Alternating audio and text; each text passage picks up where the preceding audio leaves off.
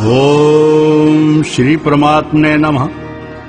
अथ श्रीमद्भगवद्गीता चतुर्थो अध्यायः। प्रधान विषय।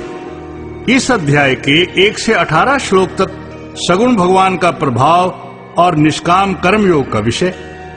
19 से 23 श्लोक तक योगी महात्मा पुरुषों के आचरण और उनकी महिमा। 24 से 32 श्लोक तक फल सहित पृथक पृथक यज्ञों का कथन और 33 से 42 श्लोक तक ज्ञान की महिमा का वर्णन है।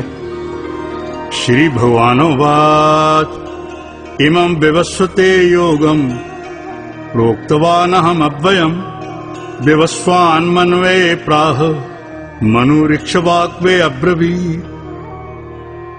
एवं परम्परा प्राप्तम् इमं राजऋषयो विदुः सा काले नेह महता योगो नष्टः परन्तप स एवायं मया ते अद्य योगः प्रोक्तः पुरातनः भक्तोऽसि मे सखा चेति रहस्यं ह्येतदुत्तमम्। इसके उपरांत श्री कृष्ण महाराज बोले, हे अर्जुन, मैंने इस अविनाशी योग को कल्प के आदि में सूर्य के प्रति कहा था और सूर्य ने अपने पुत्र मनु के प्रति कहा और मनु ने अपने पुत्र राजा इक्ष्वाकु के प्रति कहा। इस प्रकार परंपरा से प्राप्त हुए इस योग को राज ऋषियों ने जाना, परंतु हे अर्जुन, वह योग बहुत काल से इस पृथ्वी लोक में लोप प्रायः हो गया था। वो ही ये पुरातन योग अब मैंने तेरे लिए वर्णन किया है, क्योंकि तू मेरा भक्त और प्रिय सखा है, इसलिए तथा ये योग बहुत उत्तम और रहस्य अर्थात अति मर्म का विषय है, इसलिए भी। अर्जुनोवाच अपरम भवतो जन्म परम जन्म विवस्वताः कथमे तद्विजानीयाम त्वमादौ प्रोक्तवानिति। इस प्रकार श्री कृष्णचंद्र महाराज के वचन सुनकर अर्जुन ने पूछा, हे भगवान, आपका जन्म तो आधुनिक अर्थात अब हुआ है और सूर्य का जन्म बहुत पुराना है, इसलिए इस योग को कल्प के आदि में आपने सूर्य के प्रति कहा था, ये मैं कैसे जानूं? श्री भगवानोवाच बहुनी में व्यतीतानि जन्मानि तब चार्जुन तान्यहं वेद सर्वाणि न त्वं वेत्थ परन्तप अजो अपि सन्नव्यात्मा भूतानामीश्वर अपि सन् प्रकृतिं स्वामधिष्ठाय संभवामि आत्म मायया। इस पर श्री कृष्ण महाराज बोले, हे अर्जुन, मेरे और तेरे बहुत से जन्म हो चुके हैं, परंतु हे परंतप, उन सबको तू नहीं जानता है और मैं जानता हूं, तथा मेरा जन्म प्राकृत मनुष्यों के सदृश नहीं होता है। मैं अविनाशी स्वरूप अजन्मा होने पर भी तथा सब भूत प्राणियों का ईश्वर होने पर भी अपनी प्रकृति को अधीन करके योग माया से प्रकट होता हूँ। यदा यदा हि धर्मस्य ग्लानिर्भवति भारत अभ्युत्थानाम धर्मस्य तदात्मानं सृजाम्यहम् परित्राणाय साधूनां विनाशाय च दुष्कृताम् धर्म संस्थापनार्थाय संभवामि युगे युगे जन्म कर्म च मे दिव्यम् एवं यो वेत्ति तत्त्वतः त्यक्त्वा देहं पुनर्जन्म नैति मामेति सो अर्जुन। हे भारत, जब जब धर्म की हानि और अधर्म की वृद्धि होती है, तब तब ही मैं अपने रूप को रचता हूँ अर्थात प्रकट होता हूँ, क्योंकि साधु पुरुषों का उद्धार करने के लिए और दूषित कर्म करने वालों का नाश करने के लिए तथा धर्म स्थापन करने के लिए युग युग में प्रकट होता हूँ। इसलिए हे अर्जुन, मेरा वह जन्म और कर्म दिव्य अर्थात अलौकिक है। इस प्रकार जो पुरुष तत्व से जानता है, वह शरीर को त्याग कर फिर जन्म को नहीं प्राप्त होता है, किंतु मुझे ही प्राप्त होता है। वीतराग भय क्रोधा मन्मया मामुपाश्रिताः बहवो ज्ञान तपसा पूता मद्भावमागताः ये यथा मां प्रपद्यन्ते तांस्तथैव भजाम्यहम् मम वर्तमानुवर्तन्ते मनुष्यः पार्थ सर्वशः कांक्षतः कर्मणां सिद्धिं यजन्त हि देवताः क्षिप्रम हि मानुषे लोके सिद्धिर्भवति कर्मजा। और हे अर्जुन, पहले भी राग, भय और क्रोध से रहित अनन्य भाव से मेरे में स्थिति वाले मेरे शरण हुए बहुत से पुरुष ज्ञान रूप तप से पवित्र हुए मेरे स्वरूप को प्राप्त हो चुके हैं। क्योंकि हे अर्जुन, जो मेरे को जैसे भजते हैं मैं भी उनको वैसे ही भजता हूँ। इस रहस्य को जानकर ही बुद्धिमान मनुष्यगण सब प्रकार से मेरे मार्ग के अनुसार वर्तते हैं।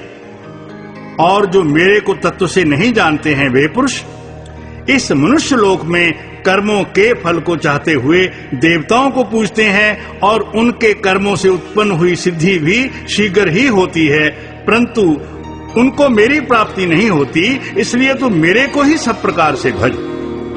चातुर्वर्ण्यम मया सृष्टम गुण कर्म विभागशः तस्य कर्तारमपि माम विद्य कर्तारमव्ययम् न माम कर्माणि लिम्पन्ति न मे कर्म फले स्पृहा इति माम यो अभिजानाति कर्मभिर्न सबध्यते एवं ज्ञात्वा कृतं कर्म पूर्वैरपि मुमुक्षुभिः कुरु कर्मैव तस्मात् त्वं पूर्वैः पूर्वतरं कृतम्।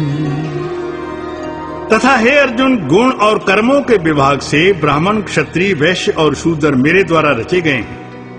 उनके कर्ता को भी मुझ अविनाशी परमेश्वर को तू अकर्ता ही जान, क्योंकि कर्मों के फल में मेरी स्पृहा नहीं है, इसलिए मेरे को कर्म लिपायमान नहीं करते हैं। इस प्रकार जो मेरे को तत्व से जानता है वो भी कर्मों से नहीं बंधता है। तथा पहले होने वाले मुमुक्षु पुरुषों द्वारा भी इस प्रकार जानकर ही कर्म किया गया है। इससे तू भी पूर्वजों द्वारा सदा से किए हुए कर्म को ही कर।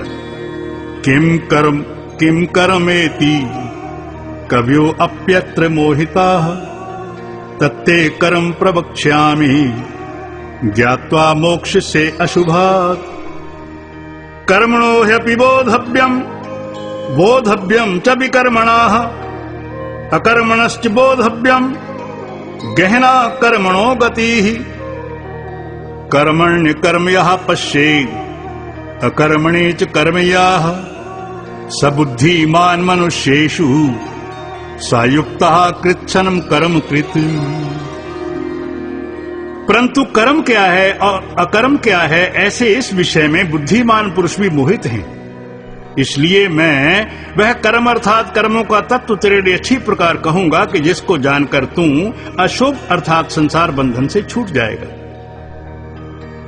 कर्म का स्वरूप भी जानना चाहिए और अकर्म का स्वरूप भी जानना चाहिए तथा निषिद्ध कर्म का स्वरूप भी जानना चाहिए, क्योंकि कर्म की गति गहन है।